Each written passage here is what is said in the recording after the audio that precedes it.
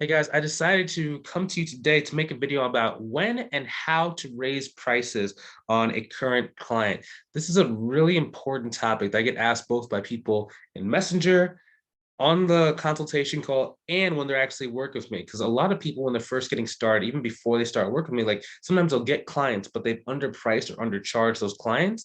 And once they start using my pricing tools, they're like, oh my gosh, I undercharged this, and they know exactly how much they undercharged it by. So I'm just going to kind of walk you through what are the steps we do in order to help you guys increase your prices so you can actually try and implement it yourself. Now, if you want some help growing your business, you're tired of doing the trial and error, you're tired of trying to put everything together, go ahead and click on the link inside of the description, either above or below the video, to book a call with me. In that call, we're basically going to do three things. We're going to say, hey, where are you right now? Next, where do you want to go? And then third, if I think I can help, I'm going to outline what the process looks like for you to go and reach your goal. And if it makes sense, we can work together long-term to accomplish that. If it's not quite the right time, you always have access to the plan that we created, and you can keep watching these videos long-term until the time is better.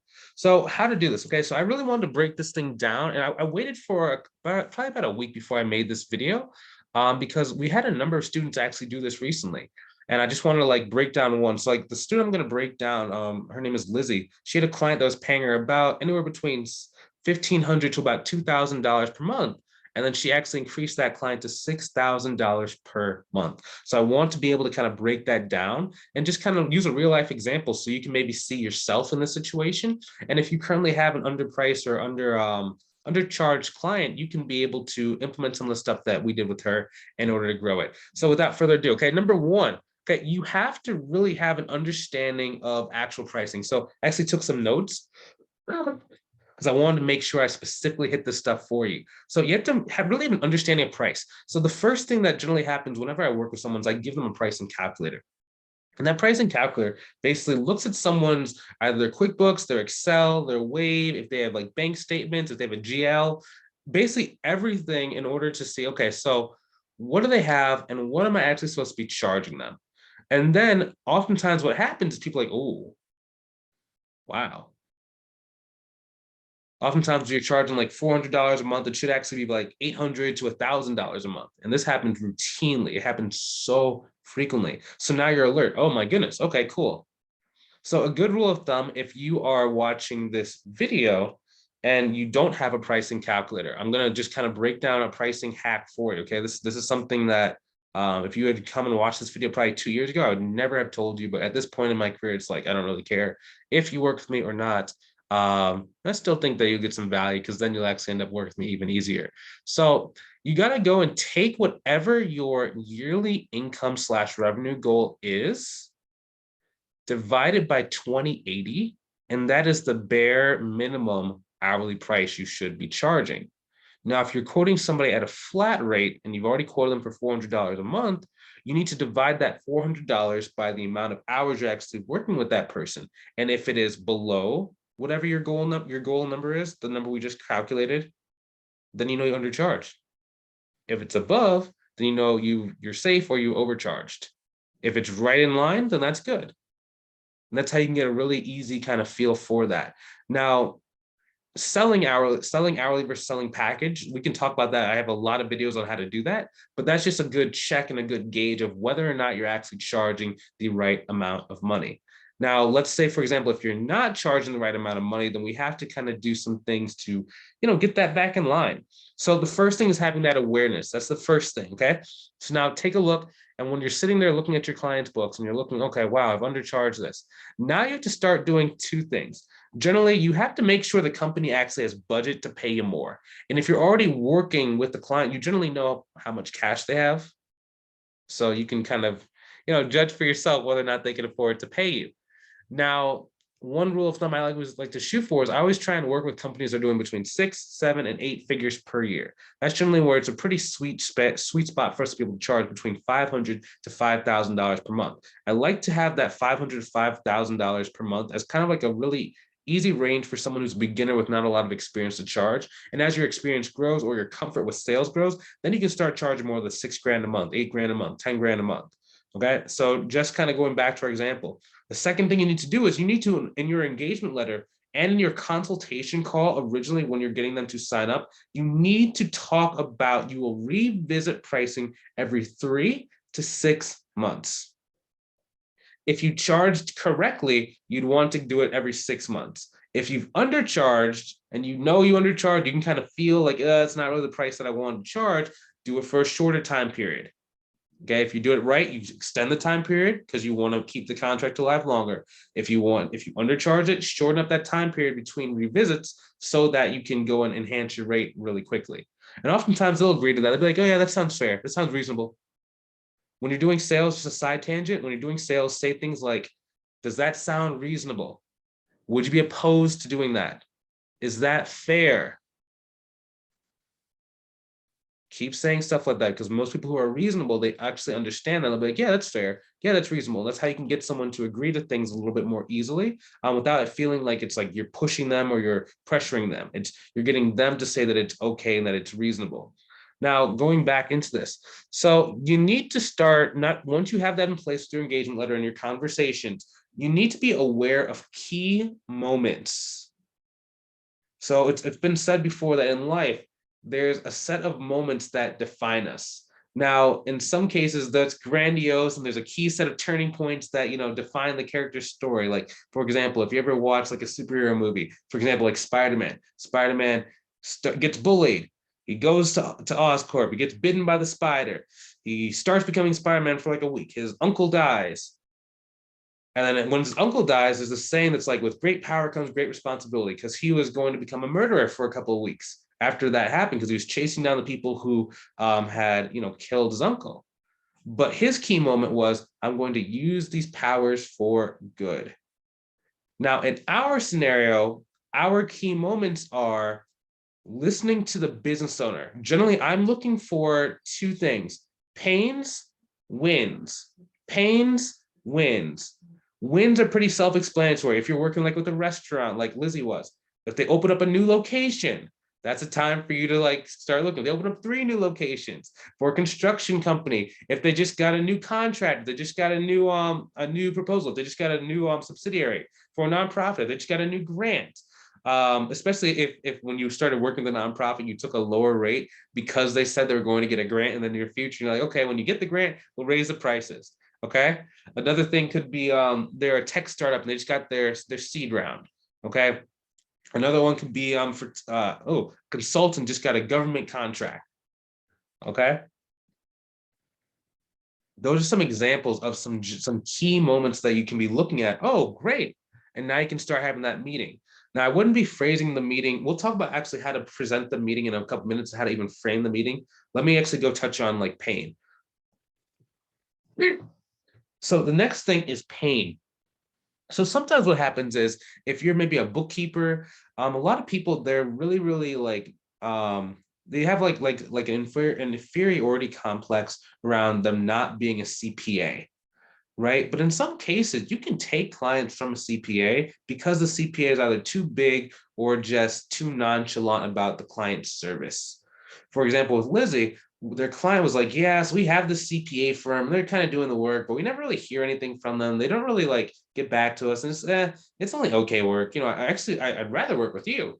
Or in her case, the person said, yeah, so, they're not really responsive. Who do you know that can do the accounting work for us?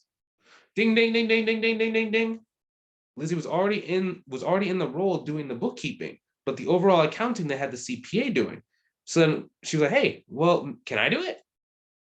She's like, I do this for my other clients. I just didn't do it for you because you already had someone in place. They're like, oh, you can do that?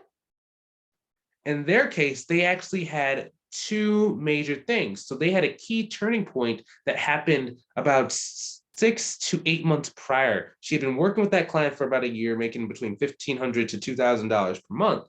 But in the time that since she started working with them, they had opened up like 4 other locations. And she was only getting paid for the 2 that she was working because the CPA was taking over all the other locations.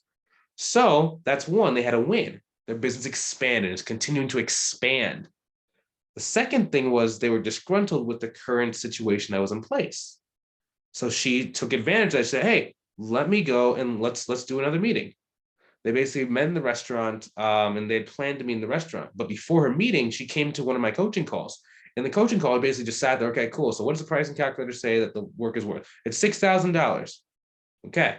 So Okay. And then we did a couple different calculations. We said, okay, so how likely do you think the person will be to get you from 2,000 to 6,000? Are they someone who frivolously spends cash? Do they see money as abundance? Are they kind of like a penny pincher? Are they like how do they view you as well? Like, do they like you? Do they think that you are high value? Or do they kind of see you as a grunt? Like how do they see you? What is the perception this person has of you, your service, and money in general? And she said, oh, they're relatively affluent. They become like family. They really like me. You know, we're friends. We talk a lot. We are really really close, and I really do enjoy working with them. I'm like, oh, hmm.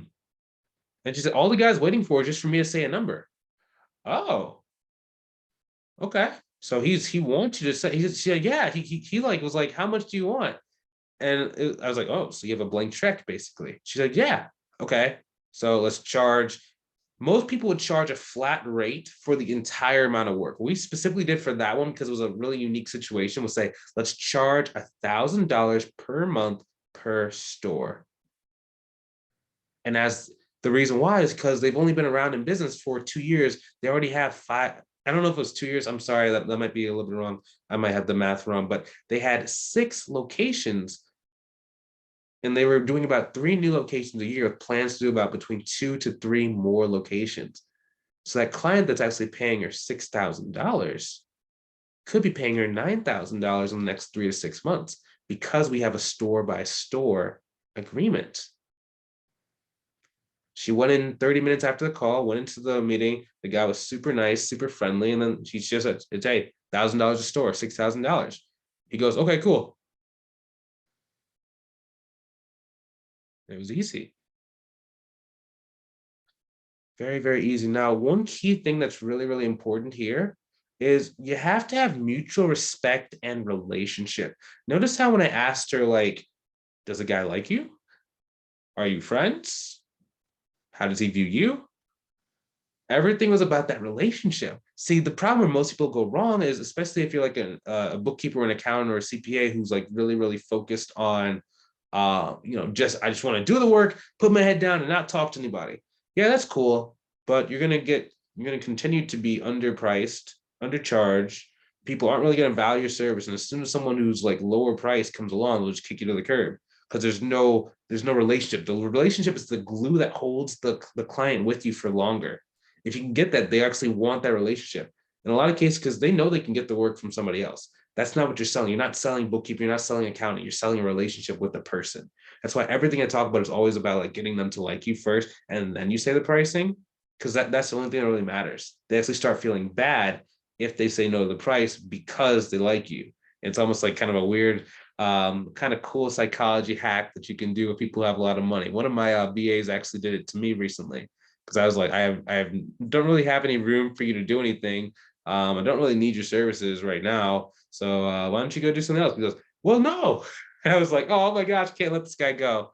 I love him too much. Love him too much. So he's basically just getting paid to like, do nothing at this moment in time. But that's what happens. Um, So back to what we're saying, right? You have to start utilizing your face-to-face contact, whether it's Zoom, a phone call, in-person meeting. The more times you can speak to the other business owner, the easier it's going to be for you to stay with them longer and charge them more money. Okay. Each time that you actually speak to the client, you're doing two main things. So the first thing you're doing is you're building up your value, and the more important thing is you're creating reciprocity. Okay, reciprocity is an incredible thing that just changes people's attitudes towards you. It can take someone who's very cold, apathetic, doesn't really like you, doesn't really value you, into like someone who's like, oh my gosh, I really want to get on the bandwagon. I like you. You're really cool, right? It's just a matter of time, relationship, talking, them hearing your story, you hearing their story, them sharing their story with you. That's going to cause them to really want to go.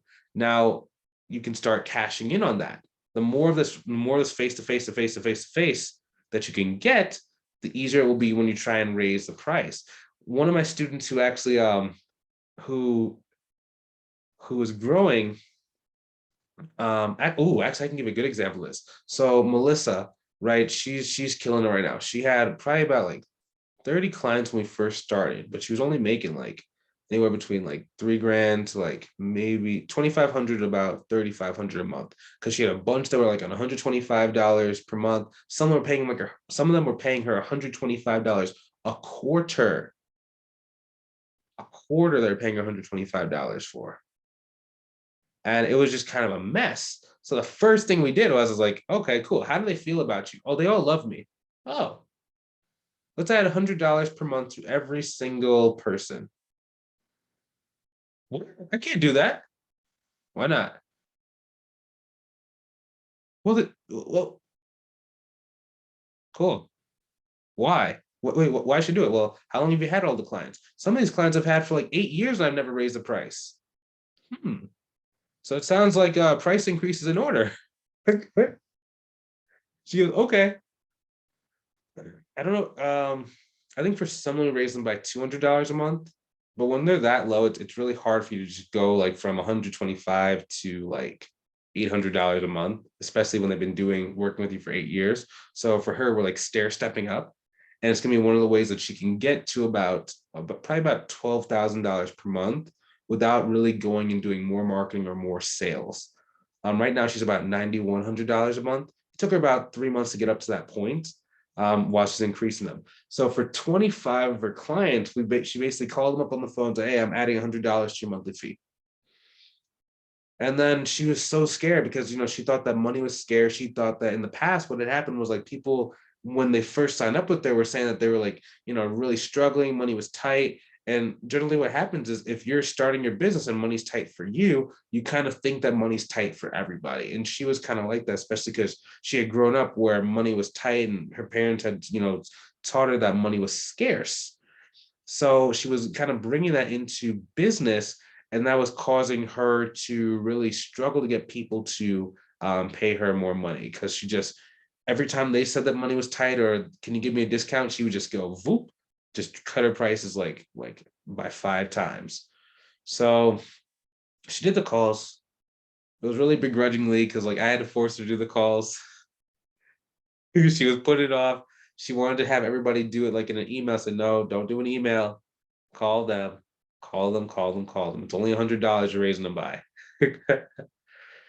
And for the out of 25 clients, there's only one client that said that had like an objection to it.